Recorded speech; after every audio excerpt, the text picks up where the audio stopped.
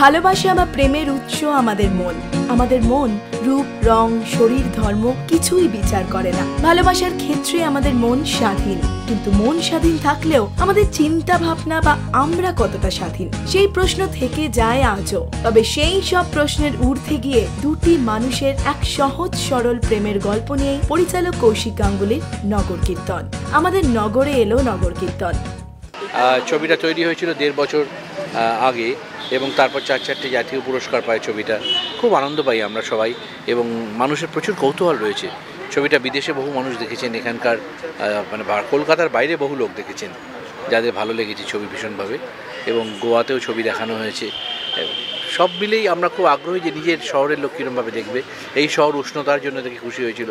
এই শহর আরেকটি প্রেমের গল্পকে অ্যাকসেপ্ট করেছিল এবং এই শহর আমার বিশ্বাস নগর কীর্তনকে জড়িয়ে ধরবে, আঁকড়ে ধরবে। কারণ আমি বিশ্বাস করি এই ধরনের প্রসঙ্গে অনেক আধুনিক ভারতবর্ষে হচ্ছে কলকাতা অনেক এগিয়ে রয়েছে। তাতে আমার ছবি চলুক বা না চলুক এই মানসিকতা কোনোদিন প্রশ্ন করা যাবে না। যদি সবাই প্রশ্ন করেছিল যে আরেকটি প্রেমের গল্প লোকে হলে গিয়ে দেখবে কিনা, বা উষ্ণতার জন্য টিভির মতো জিনিস, টিভিতে এরকম একটা বিষয় নিয়ে চলবে, একটা লেসবিয়ান রিলেশনশিপ নিয়ে, সেখানে আঁকড়ে ধরেছিল কলকাতা এবং আমাকে চলচ্চিত্র পরিচালকের মর্যাদা দিয়েছিল ওই ছবি। এবং আমার মনে আছে এখন মৃণালদা নেই, ভোরবেলার মৃণালদার ছবি দেখে ফোন করে বলেছিলেন যে অপূর্ব লেগেছে এটা বড় পর্দায় বানানো লাগানো। ওই রকম ভাবনায় বদলে নিয়ে পরে আরেকটি প্রেমের গল্প তৈরি হয়েছিল।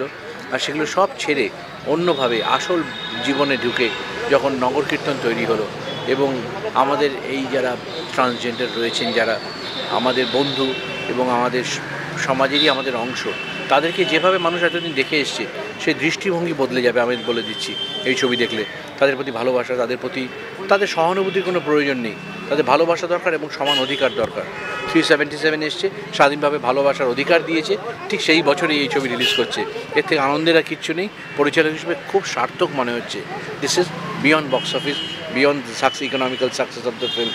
সব কিছুর বাইরে এমন একটা কাজ করতে পেরেছি আমরা, যে কাজটা একটা সামাজিক মূল্য অপরিসীম, সেটা টাকা দিয়ে গোনা যায় না।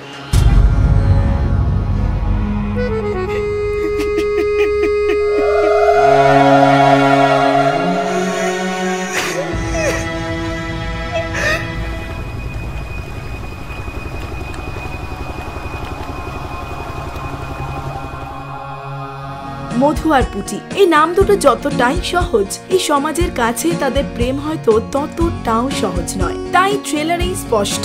তবে এই প্রেমের রসায়ন যে বেশ জমেছে বললেন মধু, অর্থাৎ ঋত্বিক চক্রবর্তী। দেখো, নগর কীর্তন আমার কাছে একটা প্রেমের গল্প বটে। এটা মধু আর পুটির একটা প্রেমের গল্প। ফলে প্রেমের গল্পে একটা কেমিস্ট্রি তৈরি করতে হয়, তো সেটা আছে, মানে সত্যি করেই এদের একটা খুব গভীর প্রেম আছে।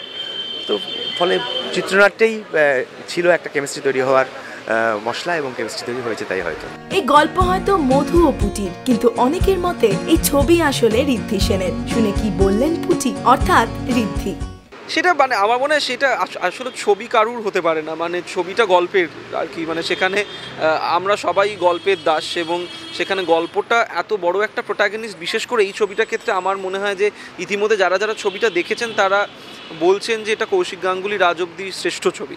এবং আমি নিজে অভিনয় করেছি বলে বলছি না, আমার সত্যি আমারও মনে হয় এটা কৌশিক কাকু রাজ অব্দি করা সব থেকে ফাইনেস্ট ওয়ার্ক আর কি। নিশ্চয়ই সব ছবির সাথে সব ছবি তো তুলনা করা যায় না, কিন্তু এইরকম ছবি আমি বলতে পারি কলকাতা শহরে হয়নি এর আগে। মানে কলকাতা মানে লাস্ট 10 বছরে এরকম ছবি হয়নি। এবং এই যে ভালোবাসার গল্প আমরা বারবার সবাই বলছি যেটা প্রেমের গল্প, এবং সেইটাই একটা গল্পের জোর। যে আমরা অনেক সময় বলি যে ইন্টেলেকচুয়াল ছবি, এটা অন্যরকম অন্য ধারার ছবি। আমার মনে হয় এটা অন্য ধারা ইন্টেলেকচুয়াল ছবি, এসবগুলো সমস্ত ট্যাগ লাইন্স। আলটিমেটলি এটা ভালোবাসার ছবি যেটা সাধারণ মানুষের কাছে পৌঁছবে। এটা এমন না যে একটা ছবি দেখেই লোকের মাথার উপর দিয়ে বেরিয়ে যাবে। ভীষণ সোজা অনেস্ট একটা গল্প। এবং যে ভালোবাসার কথা বলা হয়েছে, ভালোবাসার কোনো ট্যাগ লাইন হয় না, ভালোবাসার কোনো ধর্ম হয় না, কোনো জাতি হয় না। ভালোবাসা এরকম সেই রকমই একটা ভালোবাসার গল্প খুব সহজ স্বচ্ছভাবে তুলে ধরা হয়েছে।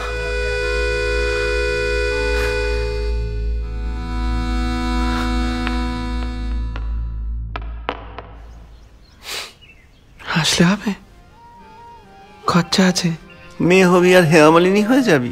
ভালোবাসার অনেক নাম, তেমনই এই গল্পে এক ভালোবাসায় জড়িয়ে রয়েছেন বিদীপ্তা চক্রবর্তী। এটা একটা অত্যন্ত গুরুত্বপূর্ণ ছবি আমার কাছে মনে হয়েছে আজকের দিনে, যেখানে এত হানাহানি, এত হিংসা, মানুষের মধ্যে এত রকমের হিংসা, একে অপরের ক্ষতি করার চেষ্টা। সেখানে তো আমরা ভীষণভাবে ভালোবাসার কাঙাল, মনে হয় যে ভালোবাসার কথা বললে বা ভালোবাসলে আমরা সমাজটাকেও বদলাতে পারবো অনেকটা। তো সেই সময় দাঁড়িয়ে একটা নিপাট ভালোবাসার গল্প, মানুষে মানুষে ভালোবাসার গল্প হচ্ছে নগর কীর্তন, যার একটা সামাজিক দিকও রয়েছে। কারণ যে বিষয়টা, যে দুটো মানুষের ভালোবাসার কথা মানে গল্প বোনা হয়েছে এই ছবিতে, সেটা খুব একটা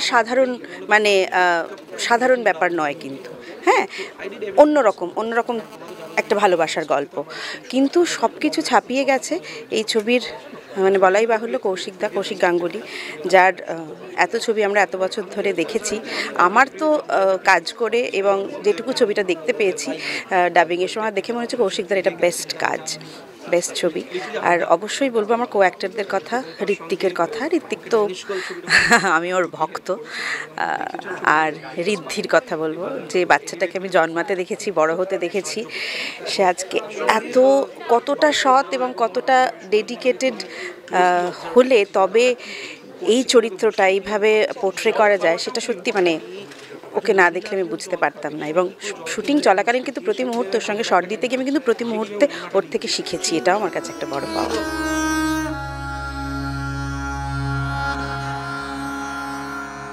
এক ইঞ্চি পরিমল থাকবে না এই শরীরে, আমাকে একটু হেল্প করো মধুদা। বাস্তবে শঙ্করী নগর কীর্তনে পর্দায় আরতি, এমন একটি কাজ করতে পেরে খুব খুশি তিনি। তো আমি কৌশিকদার মুভিতে কাজ করার সুযোগ পেয়ে আমি তো খুবই খুশি হয়েছি। যে আমি তো ভাবতেই পারিনি যে আমি কৌশিক গাঙ্গুলির মুভিতে কাজ করব। আমাদের কাজ তো আপনারা জানেনই, তো তার মধ্যে থেকে যে এতটা করতে পেরেছি সময় বার করে, এটাই তো। অভিনয় তো আমি ছোট থেকেই অভিনয় করতাম, স্কুলে পাড়াতে ছোট থেকেই আমি অভিনয় করতাম। বড় পর্দায় প্রথমবার। আলাদা কোনো সেটিং করো না, যাও।